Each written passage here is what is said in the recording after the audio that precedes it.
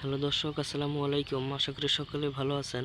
তো দর্শক, দেখতে পাচ্ছেন আমরা কিভাবে এই ধরনের গাছগুলো দিয়ে ঘরোয়া পদ্ধতিতে ওষুধ তৈরি করে থাকি।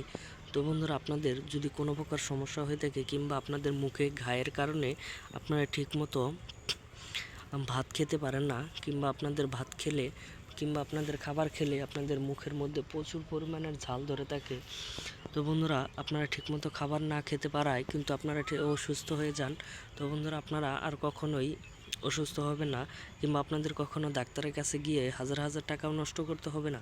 তো বন্ধুরা, আপনারা যদি আপনাদের বাড়ির পাশে কিংবা আপনাদের পতিত ক্ষেতের আশেপাশে যদি এই ধরনের গাছগুলো কখনো দেখতে পারেন, তো বন্ধুরা এই গাছের ফুলগুলো আপনারা তুলে নেবেন এবং ভালো করে পরিষ্কার পানি দিয়ে ভালো করে ধোয়ার পরে সেই পরিষ্কার পানি দিয়ে ধোয়ার পরে